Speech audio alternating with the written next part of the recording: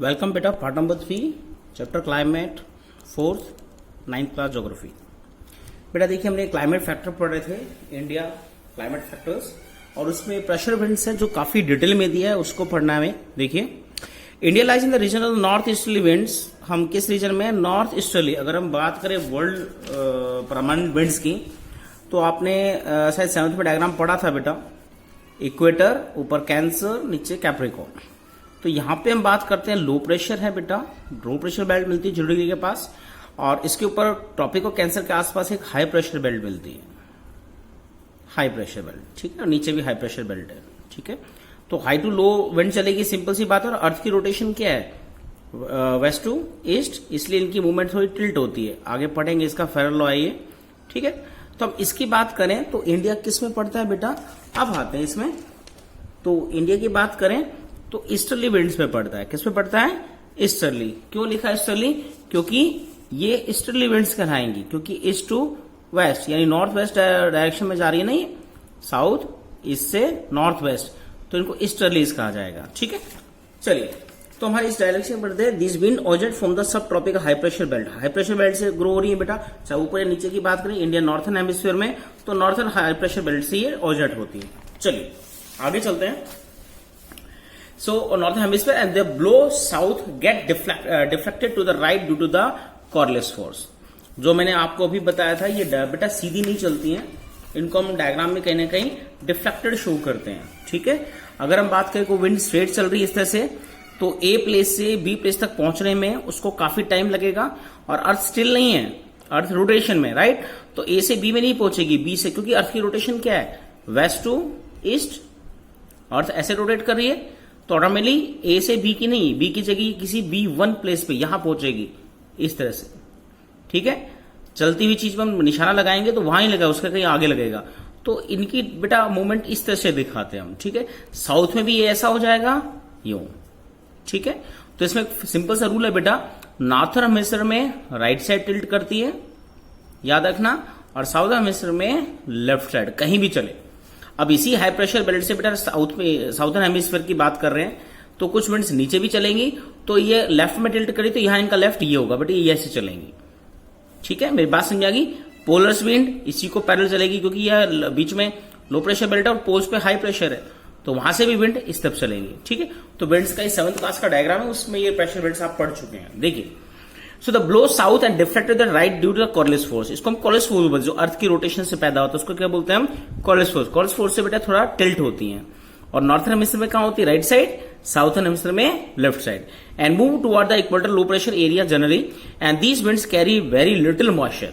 अब हम बात करते हैं बेटा, हाई प्रेशर से आ रही है, बट हमने एक ये पढ़ा था कि जो भी विंड आती है बेटा किस एरिया से आ रही है।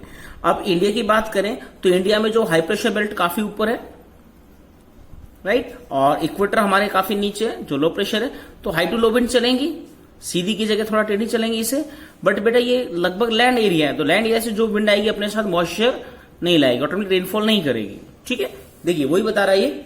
So these winds carry little moisture, बहुत कम होता है originally, and the blow over land, क्योंकि लैंड के ऊपर से ब्लो कर रही है, देयरफॉर दे ब्रिंग लिटिल और नो रेन। कई बार कोई बारिश नहीं होती है बिल्कुल भी। Hence, India should have been a arid land, but it is not so। पर तो इंडिया इस हिसाब से बेटा एरिड लैंड होना था, क्योंकि ये बेटा पूरे वर्ल्ड में परमानेंट विंड्स हैं। इनको हम क्या बोलते हैं? Permanent winds. पूरे ग्लोब पे बेटा अगर हम बात करें, इक्वेटर पर इस तरह से इस डायरेक्शन में नॉर्थर्न हेमिस्फीयर में विंड चलती है, और साउथर्न से इस तरह से चलती है। सब ट्रॉपिक से, सब ट्रॉपिकल हाई प्रेशर से लो प्रेशर, इस तरह से विंड चलती है परमानेंट। बट इंडिया की बात करें, इंडिया बेटा ट्रॉपिक ऑफ कैंसर भी इधर है, तो हमारे यहाँ तो परमानेंटली कैसा एरिड क्लाइमेट होना था, जैसे सऊदी अरेबिया में है, राइट, सहारा में है, तो हर जगह ऐसा ही है, तो हमारे यहाँ भी ऐसा ही होना था।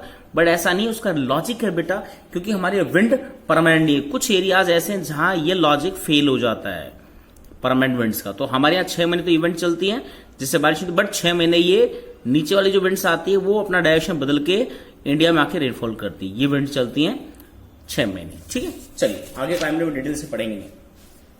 चलिए, कॉरियोलिस फोर्स को यहाँ डिटेल में दिया है बेटा, देख लीजिए। Coriolis force an apparent force caused by the earth rotation. Earth rotation से एक उल्टा फोर्स जनरेट होता है बेटा। जैसे हम कहते हैं बस स्पीडली चलती है तो हम पीछे धक्का खाते हैं, ब्रेक मारती है हम तो आगे धक्का खाते हैं, तो ऐसे ही तो अर्थ जब वेस्ट टू ईस्ट मूव करेगी, ऑटोमेटिकली जो विंड चल रही है वो अपने ऑपोजिट साइड में मूव करेगी, ठीक है। The college force of the responsible deflecting the wind toward the right in the north hemisphere and left in the south hemisphere. This is also Feral law. इसको फेरल लॉ भी बोलते हैं। Feral जो person था जिसने इसको first time बेटा इस थ्योरी को दिया था, उसको फेरल लॉ, फेरल उसका नाम था, उसी के नाम से फेरल लॉ के रूप में भी फेमस है, ठीक है। नॉर्थ में राइट और साउथ में लेफ्ट, याद रखना ऐसे। चलिए द प्रेशर विंड। अब बात करते हैं बेटा स्टार्टिंग का जो कंसेप्ट था इंडिया का, वो सारा इसी जुड़ा हुआ था कि विंड मूव करती है, इसी से हमारा क्लाइमेट में विंड्स मूव करती है और इसी से हमारा सारा क्लाइमेट डिपेंडेंट है, एक ही फैक्टर। देखिए उसी फैक्टर की बात कर रहे हैं।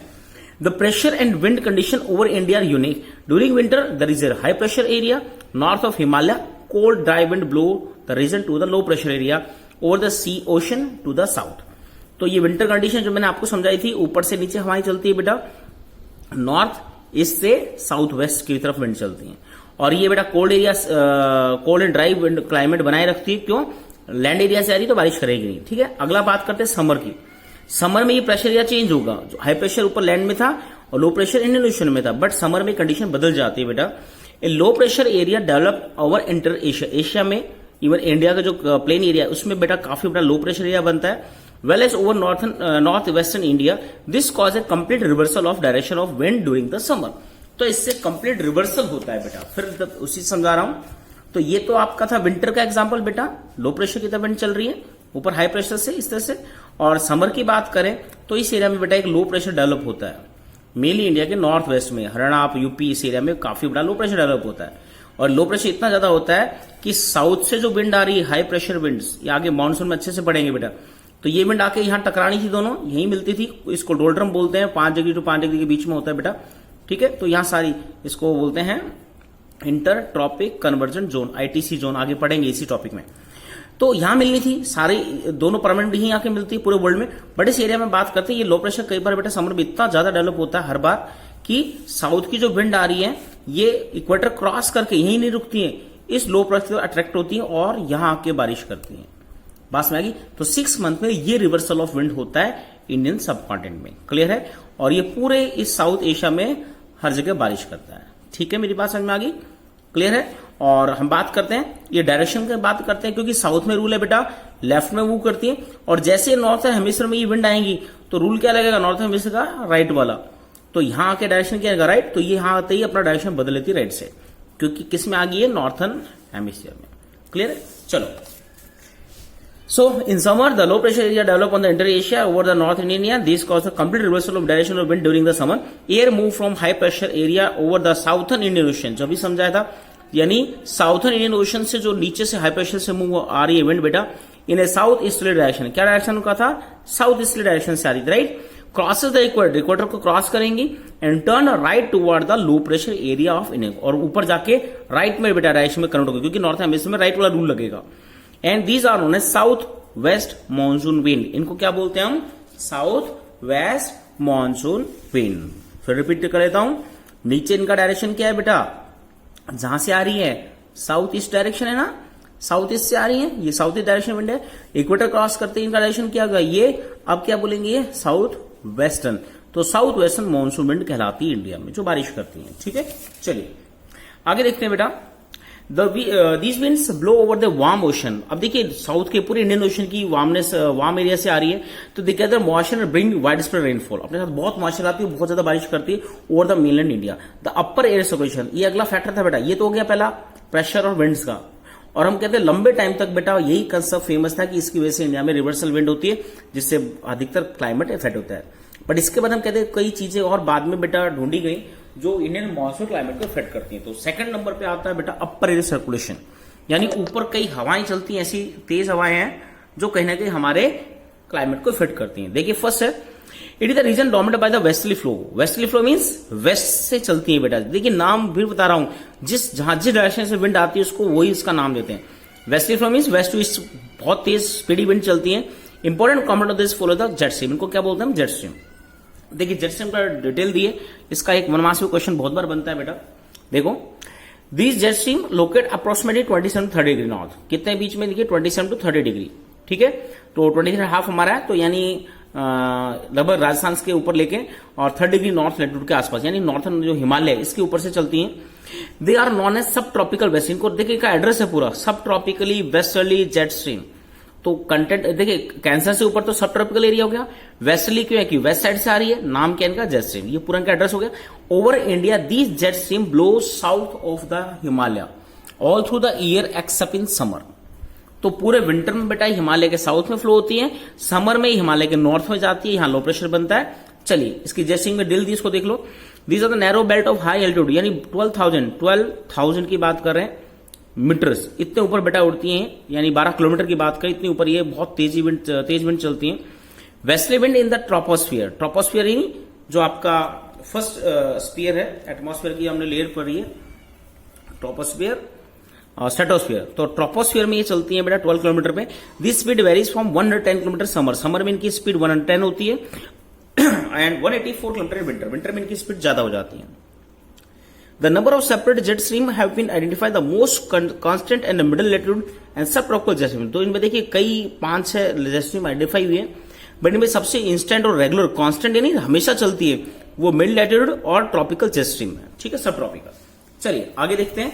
तो हम उसकी बात करते हैं बेटा, लगभग ये हिमालय के साउथ में चलती है विंटर में, और समर में ही ये नॉर्थवर्ड मूव कर जाती है, क्योंकि अर्थ की जो मूवमेंट है हम बात करते हैं जो सन की जो रेजेस हैं वो थोड़ी बेटा सीजन वाइज चेंज होती हैं, ठीक है।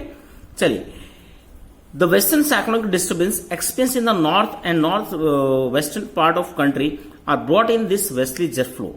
अब ये वेस्टली जेट स्ट्रीम जो है बेटा ये अपने साथ कुछ साइक्लोन्स को भी इन्वाइट करती है। इन जेट स्ट्रीम का पहला इफेक्ट बता रहे हैं, रिपीट कर रहा हूं, देखिए छोटा सा डायग्राम से फिर समझा रहा हूं बेटा। जो आपका यूरोप है बेटा उसमें मेरिडियन सी है यूरोप के पास, देखा होगा आपने शायद हिस्ट्री में आपने पढ़ा है। तो जो हम बात करते हैं स्पेन, इटली, ब्लैक सी और नीचे अफ्रीका कॉन्टिनेंट, राइट। तो मेरिडियन सी में बेटा यहाँ पे कई साइक्लोन डेवलप होते हैं, और जेट स्ट्रीम की बात करें तो आगे इंडिया बना देते हैं, और ये अरेबियन सी और ये रेड सी, ठीक है। तो बेटा इस एरिया में साइक्लोन डेवलप होते हैं, और जेट स्ट्रीम क्या करती है, जो वेस्टली जेट स्ट्रीम है इन साइक्लोन को कैरी करके इंडिया तक लेके आती है, और इंडिया के नॉर्थ मोस्ट इंडिया में सर्दियों में बारिश करती है।